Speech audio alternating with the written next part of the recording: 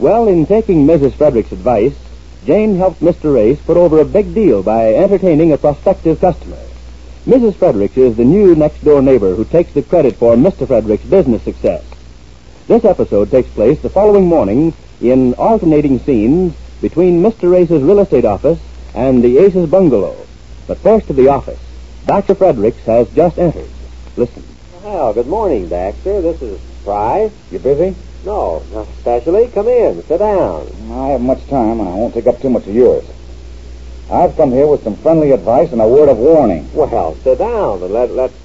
Warning? Yes, Ethel tells me you put over a big deal. Yes, we finally sold Mr. Tumley on taking that corner to build his garage. Ethel also tells me that Jane helped you put over a deal. Well, she did have a little something to do with it, I mean... She entertained this man, didn't she? Went out to lunch with him, danced, cocktails... Yeah, did Jane tell Ethel the whole story already? Every detail. Ethel called me at my office. Oh. Now, I want you to take what I'm going to say in the right light. I'm just giving you the benefit of my experience. I don't want to have happen to you what has happened to me. Well, I don't get... What's happened to you? 8 years ago, Ethel started being ambitious for me.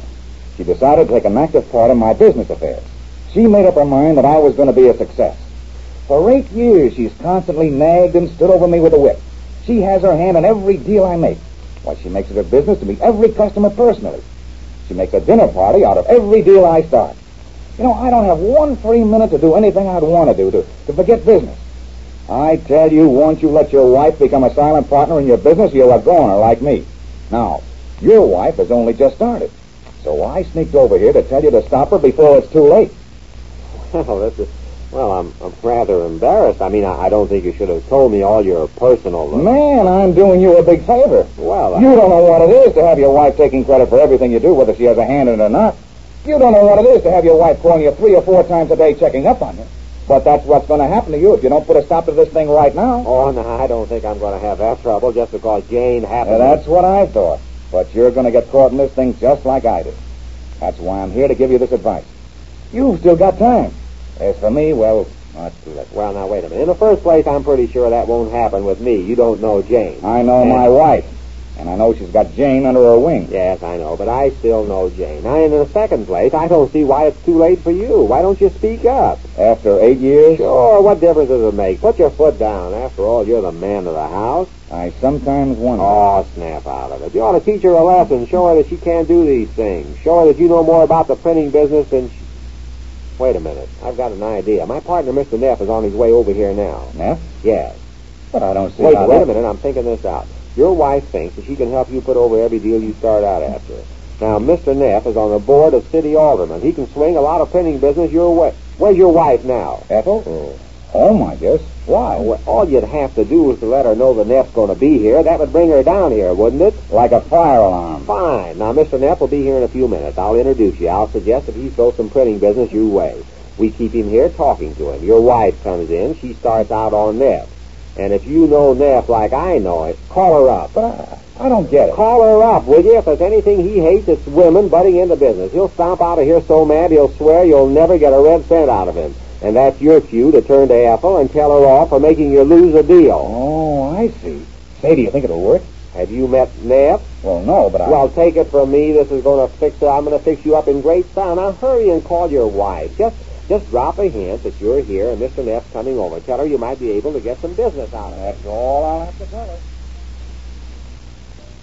But I already helped him in his business. What else can I do? Oh, my dear, you can't stop now. You've only just begun. Oh, no, I'm finished. I got Mr. Tumley to sign the deal, And now you're going to rest on your laurels. Is that it? Oh, I always sit on my foot curled under like this. But, my dear, you can't stop now. Once you stop, he stops. You've got to be after him night and day. But I'm tired today. Goodness, after all the things I did yesterday, I thought I'd take a little vacation for a couple of days. Just sit around the house and relax, you know. Well, all I can say is that once you let go, you can never hope to regain the hold you had. Beg pardon? Do you think for 1 minute that I let Baxter think he can get along without me for one single day? I should say not. I'm always on the job. Look, it's only 11:30, isn't it? And already I've called Baxter 4 times. Have you called your husband this morning? No, not yet. There, you see? I know every move Baxter makes. The last time I called him, he told me he was going out for a haircut, so I know where he is now. I know what time he'll be back. I know what jobs he has to get out today. I know everything there is to know about his business. Can you say as much? I don't think my husband needs a haircut. Oh, it's not the haircut. It's the principle of... Oh, well, excuse me, please, the phone. Well, I suppose I'll go on. I'm on my way downtown for some shopping. Oh, wait, Ethel, I want to talk to you. Hello? Hello, Jane. Oh, hello, dear. I was just thinking of calling you up and answering Jane, is Mrs. Fredericks there? Ethel, yes. Oh, good. Baxter wants to talk to her. Baxter? Yes. What is it, Jane? Baxter wants to talk to you. Where are you, dear? At the barber shop? No, I'm at my office. Barber shop. What would I be doing at the... Look, put Mrs. Fredericks on, will you, please? All right, just a minute. It's for you, Ethel. I wonder what it is. Hello?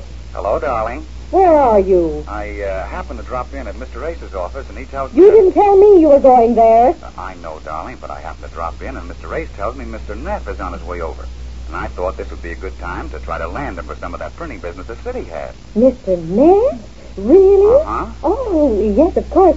I'll tell you what, Baxter. I'm on my way downtown now. I'll drop in sort of unexpectedly, you know. You don't have to bother, darling. I certainly do. I suppose you could land that deal alone. No, Ethel. No. Of course you can't. Now, you just leave everything to me. I should be there in a very few minutes. Goodbye. What is it? What happened? Mr. Neff coming to your husband's office. I know he can give Baxter a lot of the printing business this city contracts for. I've got to go right down there. Oh, you know Mr. Neff, my dear. What kind is he? Oh, sure, I know him. My niece married his nephew. She did? Well, my dear, why don't you come along with me? Maybe your being there will make things even easier, my dear. Oh, sure, my dear. I'll be glad to. Mr. Neff and I are just like this. Good. Then hurry and get dressed. Oh, I haven't much to do. I'll be ready in a jiffy. I'll tell Roy to bring the car around.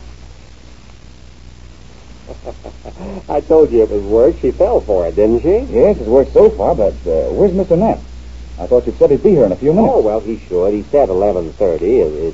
He's usually pretty prompt. It's a quarter of, isn't it? Oh, here he is. Hello, Mr. Neff. Good morning. Good morning.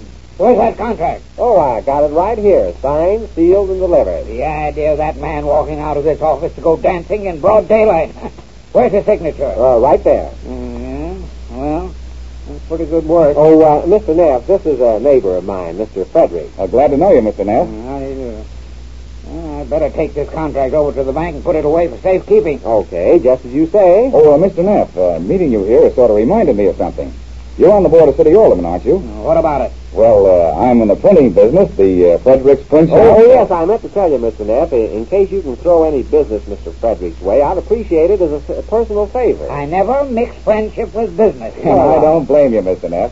But I think if you gave us a chance at it, we might do as good a job for you and maybe save you some money. No, send me your price list. I'll see what I can do. I'll think it over. How about the ballots the city uses on election days? Who does that printing, Mr. Neff? Oh, that's a very big job. Oh, we can handle it. We've got a very big plant. You have, huh? Yes, sir. Be glad to show you through it sometime. Well, we were thinking of making a change on that job. Well, I'd certainly appreciate it if you can throw something Mr. Frederick's way. Well, this deal is not on a friendship basis, I told you. Yeah, well... If Mr. Fredericks can give us the right price... Oh, I'm sure I can, Mr. Neff. And thanks for the opportunity. Yes, Mr. Neff. Thanks very... Oh, dear, this is a surprise. Jane, I didn't expect you. Oh, come in, Ethel. I brought Ethel with me. Hello, Baxter. Hello, Jane. Just fine. And Mr.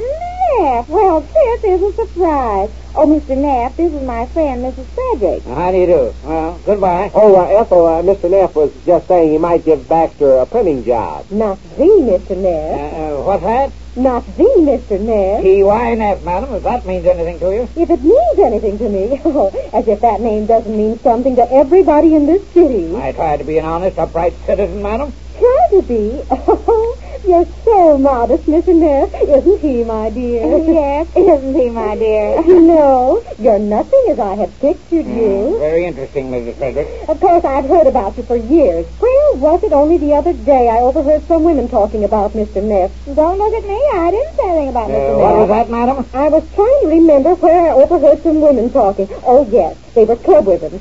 Well, Mr. Neff, your ears must have been burning that day. I don't listen to idle gossip. Oh, this wasn't gossip, Mr. Neff.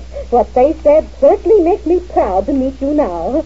Well, Baxter, I guess you and Mr. Neff want to talk over some stuffy old business. Yes, Mr. Neff was just telling me that he might give me... What were these women saying about me? Oh, the most delightful things. How lucky the city was to have a leading citizen of your type, for one thing. They were. Oh, yes, and so many things that would take hours to tell. Maybe sometime when you're more at leisure. Well, I've got time now, but it wouldn't take too long to tell it. Oh, I'm afraid it would. Poor little me doesn't want to take up too much of a big man's time. Well, Baxter, Mrs. Ace and I were just going to lunch. Oh, I'm so sorry I can't go along with you.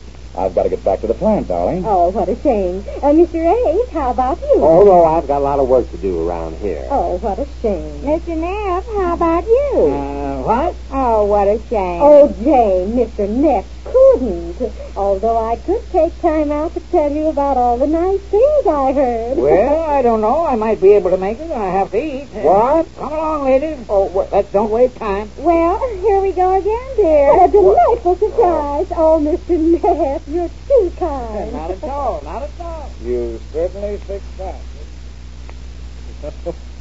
The boys will have to think up another scheme to put Ethel in her place. We'll learn more about that when next we meet the Easy Aces.